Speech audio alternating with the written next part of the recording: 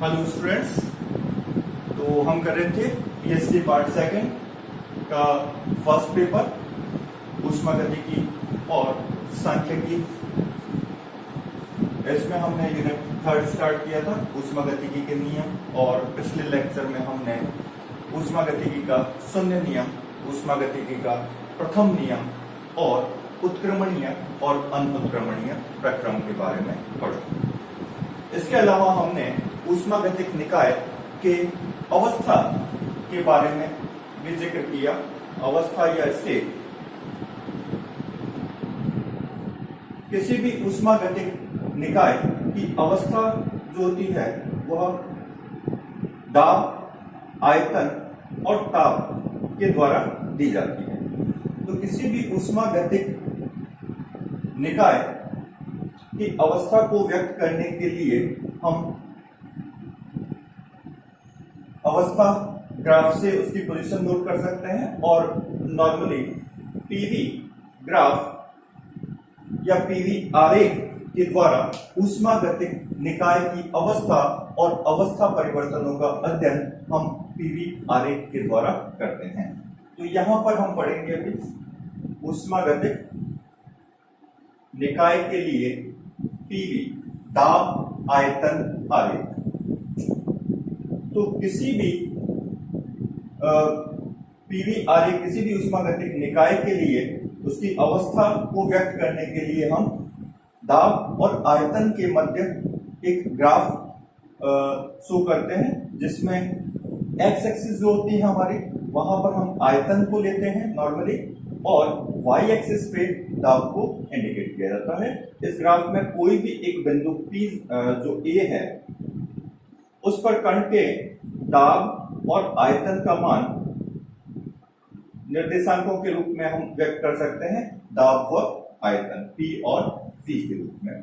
तो यह कण की एक अवस्था को प्रदर्शित करता है, और अवस्था में जैसे ही परिवर्तन होगा, ये प्रारंभिक अवस्था थी, ये अंतिम अवस्था है, इसको 1 और 1, ये B1 और यहाँ पे B1 से डिनोट करें। दूसरे बिंदु, दूसरी अवस्था पर दाब का मान दाब का मान P2 और आयतन का मान P2 से प्रदर्शित करें। तो कण की ये प्रारंभिक अवस्था, ये अंतिम अवस्था, प्रारंभिक अवस्था से अंतिम अवस्था तक जिस पथ को फॉलो करता है वह किसी भी एक सरल रेखा के द्वारा व्यक्त किया जा सकता है, जो जिसमें पथ का हर एक बिंदु जो है वह अलग अलग समय पर कण की अवस्था को प्रदर्शित करता है कि एक अवस्था से दूसरी अवस्था तक अवस्था परिवर्तन होने के लिए उसने किस पथ को यूज किया है, और उस पथ के हर एक बिंदु पर अवस्था का मान क्या था। तो ये था पीवी आरेख। इसमें हमने किसी भी कण की अवस्था को परिवर्तन कर सकते हैं। अब हम कुछ प्रक्रम और हैं जिनके बारे में अध्ययन करना चाहेंगे। तो सबसे पहले आता है समतापीय प्रक्रम। समतापीय प्रक्रम नाम से ही यह इंगित हो रहा है, समतापीय ऐसा ऊष्मागतिक प्रक्रम जिसमें ताप का मान नियत रहता है। ऐसा ऊष्मागतिक प्रक्रम जिसमें प्रारंभिक अवस्था से अंतिम अवस्था तक ताप का मान नियत रहता है, ताप में किसी भी प्रकार का कोई परिवर्तन नहीं होता, क्या कहलाता है? समतापीय प्रक्रम। समतापीय प्रक्रम में टेम्परेचर हमारा कांस्टेंट है, टेम्परेचर कांस्टेंट है तो ताप में परिवर्तन T का मान 0 होगा, और जो आंतरिक ऊर्जा जो होती है वह ताप का फलन होती है। अगर ताप का मान नियत है, ताप में परिवर्तन अगर 0 है, तो आंतरिक ऊर्जा में परिवर्तन भी क्या होगा? 0 होगा। तो समतापीय प्रक्रम में एक बहुत इंपॉर्टेंट चीज आ गई, du आंतरिक ऊर्जा में परिवर्तन 0 होता है। तो ऊष्मागतिकी के प्रथम समीकरण से, प्रथम नियम जो है ऊष्मागतिकी का, फर्स्ट लॉ ऑफ थर्मोडायनेमिक्स,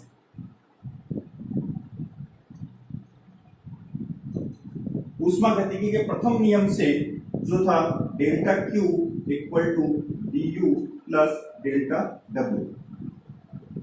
अर्थात हमारे पास आ गया डी यू इक्वल टू 0 है, तो delta Q equal to delta W. तो समतापीय प्रक्रम में निकाय को दी गई ऊष्मा निकाय द्वारा किए गए कार्य के बराबर होगा, यानी कुल ऊष्मा जो भी निकाय को दी जाएगी पूरा का पूरा निकाय द्वारा कार्य करने में खर्च होती है, आंतरिक ऊर्जा में परिवर्तन 0 होता है। इसी तरीके से दूसरा प्रक्रम हम देख रहे हैं रुद्धोष्म प्रक्रम। रुद्धोष्म प्रक्रम ऐसा ऊष्मागतिक प्रक्रम जिसमें ऊष्मा का मान नियत रहता है, यानी Q इक्वल टू क्या होगा, कांस्टेंट। दी गई ऊष्मा या ली गई ऊष्मा शून्य होती है, या निकाय की ऊष्मा नियत होती है, ऐसा प्रक्रम क्या कहलाता है, रुद्धोष्म प्रक्रम। यानी डेल्टा क्यू ऊष्मा में परिवर्तन क्या हो जाएगा, 0। ऊष्मा में परिवर्तन 0 होगा तो हम फर्स्ट लॉ ऑफ थर्मोडायनेमिक्स ऊष्मागतिकी के प्रथम नियम से आसानी से देख सकते हैं, delta Q equal to D U plus delta W. तो हमारे पास क्या आ जाएगा, इससे D U plus delta W equal to 0 या D U equal to minus delta W. अर्थात निकाय द्वारा किया गया कार्य उसकी आंतरिक ऊर्जा में कमी के तुल्य होता है, या निकाय की आंतरिक ऊर्जा में कमी निकाय द्वारा किए गए कार्य के तुल्य होती है। यहाँ पे आंतरिक ऊर्जा और कार्य एक दूसरे के पूरक रहते हैं। किसी भी निकाय का कार्य करना है तो उसको आवश्यक ऊर्जा कहां से मिलेगी, उसकी आंतरिक ऊर्जा से। तो ये दो इंपॉर्टेंट प्रक्रम थे जो हम यहाँ पे देख रहे हैं। अब एक इंपॉर्टेंट पार्ट जो हमें यहाँ पे आगे कैलकुलेट करना है और जो आगे के लिए बहुत इंपॉर्टेंट है, वो है किसी भी निकाय में अवस्था परिवर्तन या किसी प्रक्रम में निकाय द्वारा किया गया कार्य। तो यह कार्य निकाय द्वारा किया गया कार्य delta W equal to P into delta we.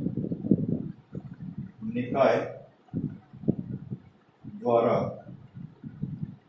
किया गया कार्य, किसी भी ऊष्मागतिक निकाय द्वारा किया गया कार्य delta W equal to P into D.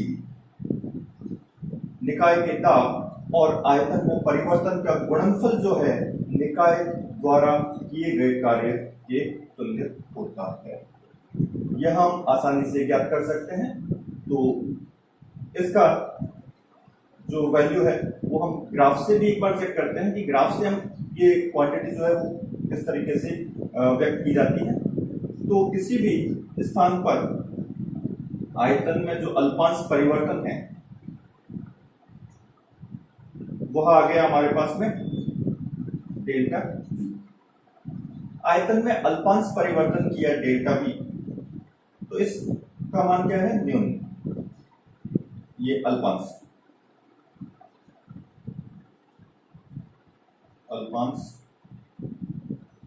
आयतन में परिवर्तन।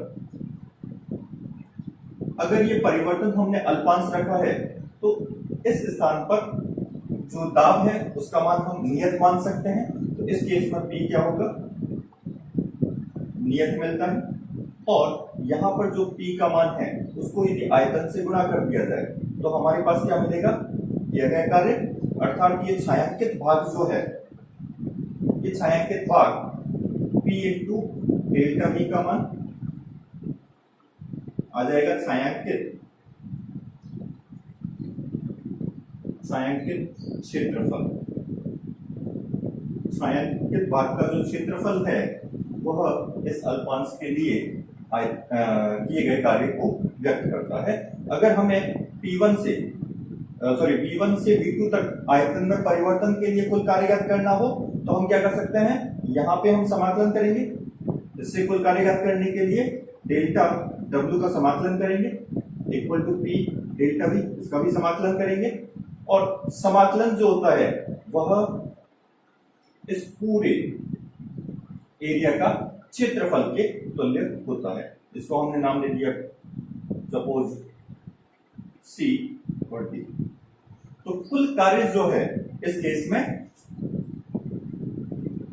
इंटीग्रेशन P dV से व्यक्त कर सकते हैं। आयतन में प्रारंभिक आयतन V1 V2 और ग्राफ से अगर हमें कैलकुलेट करना है तो हमारे पास A B D C का क्षेत्रफल है।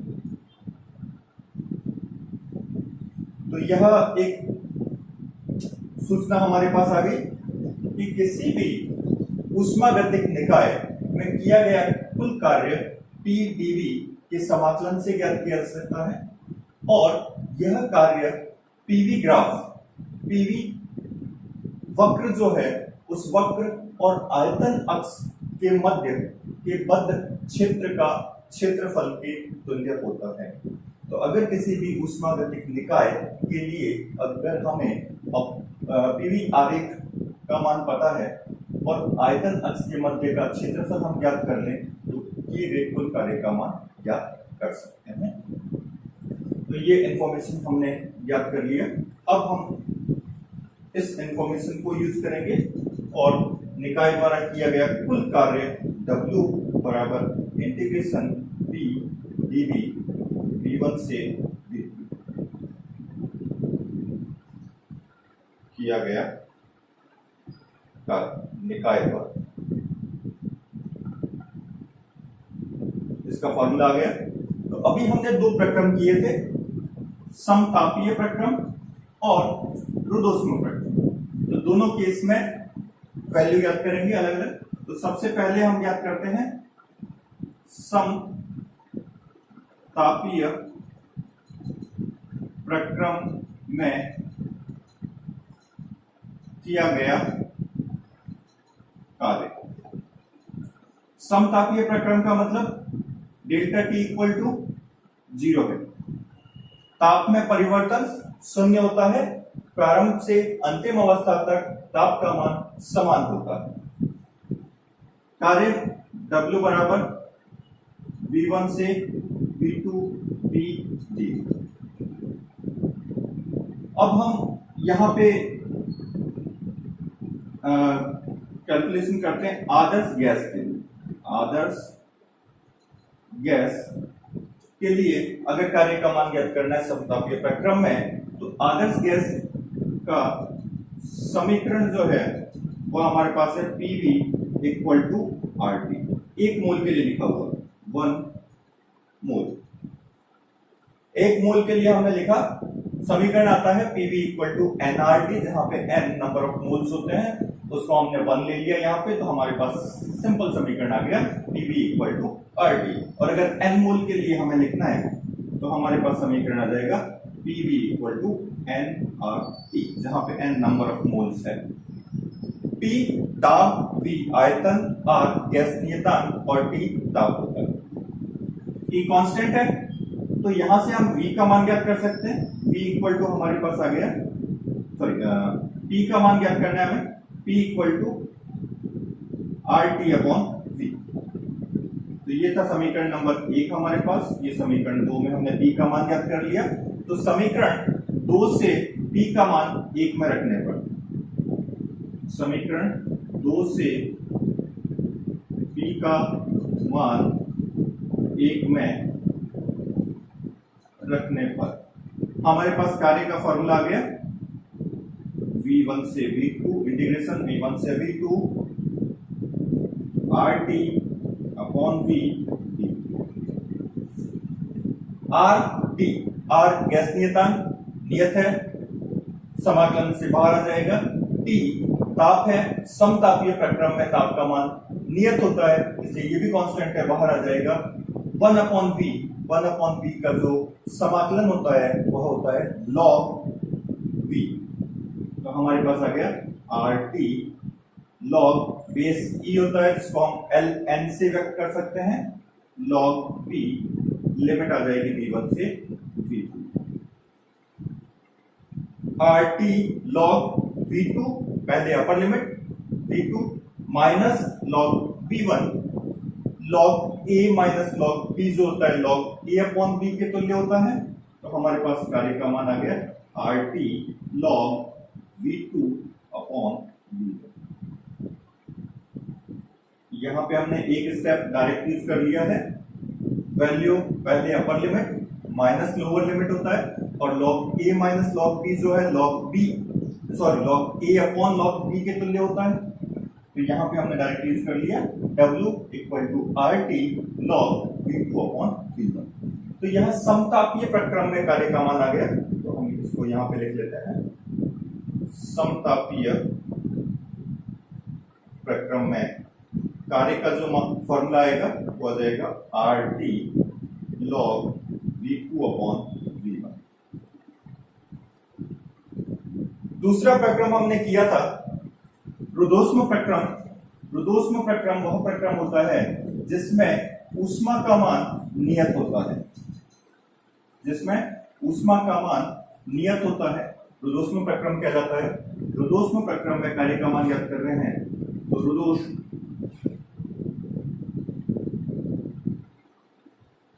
प्रक्रम में कार्य का मान ज्ञात करना है। फॉर्मूला है हमारे पास W इंटीग्रेशन v1 से v2 t dv। समीकरण नंबर 1। रुद्धोष्म प्रक्रम में अवस्था समीकरण जो हम यूज करते हैं वह आता है रुद्धोष्म प्रक्रम में अवस्था समीकरण में पता है p v की power gamma equal to constant, p v की पावर गामा अपॉन कांस्टेंट, जहां पे गामा एक नियतांक होता है जिसका मान होता है Cp upon Cv। Cp upon Cv, Cp स्थिर दाब पर विशिष्ट ऊष्मा, Cv स्थिर आयतन पर विशिष्ट ऊष्मा है। इन दोनों विशिष्ट ऊष्माओं का जो अनुपात है वह एक नियतांक गामा के तुल्य होता है, जो यहाँ पे हमने यूज किया हुआ है। गामा भी एक नियतांक है और वैल्यू आ गई p v की power gamma equal to k नियतांक। इससे हमने p का मान ज्ञात कर लिया, वो आ गया k अपॉन v की पावर गामा। तो समीकरण 2 से p का मान 1 में रखने पर हमारे पास आ जाएगा W equal to integration v1 से v2 k अपॉन v की power gamma into dv। k नियतांक है, k को हमने बाहर रख दिया। 1 अपॉन v की पावर गामा, या ऊपर आएगा तो पावर माइनस हो जाएगी, v की पावर माइनस गामा का अगर हम समाकलन करते हैं तो हमारे पास मिलता है, या इसको ऊपर ही लिख देते हैं, v पावर आ जाएगी minus gamma plus 1 upon minus gamma plus 1।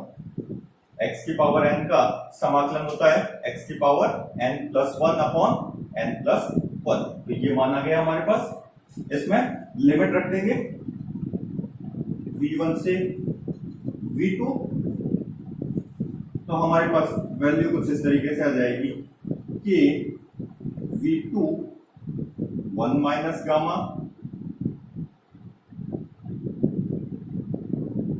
Minus के v1 1 minus gamma upon 1 minus gamma. तो ये मान हमारे पास आ गया। अब आदर्श गैस समीकरण जो है, आदर्श गैस के लिए जो समीकरण, यहां पर हम k का मान दोबारा से रखते हैं, k का मान है p v की पावर गामा। तो जो फर्स्ट पोजीशन है, प्रथम बिंदु है, उसके लिए फर्स्ट पोजीशन के लिए जो वैल्यू आएगी वो आ जाएगी p1 v1 की power gamma equal to k, और सेकंड पोजीशन के लिए अंतिम बिंदु के लिए समीकरण आएगा p2 v2 की power gamma equal to constant. First time जो k है उसको हम रख रहे हैं p2 v2 की पावर गामा, तो हमने रख दिया p2 v2 की पावर गामा और v2 की पावर 1 माइनस गामा, माइनस जो सेकंड टाइम k है नियतांक है, इसलिए इसका मान हम रख रहे हैं p1 v1 की पावर गामा, p1 v1 की पावर गामा और v1 की पावर 1 माइनस गामा, जो लास्ट में आ रहा है डिवाइडेड बाय 1 माइनस गामा। तो ये हमारे पास बच गया p2 v2 की पावर गामा और v2 की पावर 1 माइनस गामा। इन दोनों को मल्टीप्लाई करेंगे तो पावर क्या होती है, ऐड हो जाती है, गामा से गामा कैंसिल, तो हमारे पास बचेगा p2 v2 minus p1 v1 upon 1 minus gamma. और आदर्श गैस समीकरण को अगर हम यहाँ पे यूज कर लें, जिसका मान होता है pv की पावर RT, 1 मोल के लिए pv की पावर RT। तो फर्स्ट केस में p1 v1 equal to RT1। यहाँ पे प्रक्रम है रुद्धोष्म प्रक्रम, ऊष्मा का मान नियत है, टेम्परेचर आपका चेंज होगा। तो फर्स्ट केस में आ जाएगा T1, सेकंड केस में आ जाएगा T2। तो उसका मान रख दें तो हमारे पास आ जाएगा P2 V2 की वैल्यू होगी RT2, इसमें आएगा RT1, R को कॉमन ले लिया तो RT2 minus T1 upon 1 minus gamma, या इसको गामा माइनस 1 करें, क्योंकि गामा का मान ऑलवेज Cp का मान ऑलवेज Cv से ज्यादा होता है। नियत स्थिर दाब पर विशिष्ट ऊष्मा जो है स्थिर आयतन पर विशिष्ट ऊष्मा से सदैव ज्यादा होती है, तो गामा का मान ऑलवेज ग्रेटर देन 1 मिलता है। तो इसलिए हम इसको ये वैल्यू नेगेटिव होगी, माइनस साइन को हमने खत्म करने के लिए इसको कर दिया, माइनस कॉमन ले लिया, ऊपर भी माइनस कॉमन ले लेंगे तो हम इसको लिख सकते हैं R T1 minus T2 upon gamma minus 1। तो ये हमारे पास में रुद्धोष्म प्रक्रम के लिए कार्य का मान आ जाएगा। रुद्धोष्म प्रक्रम में कार्य का मान आ गया हमारे पास में R ब्रैकेट में T1 minus T2 upon gamma minus 1।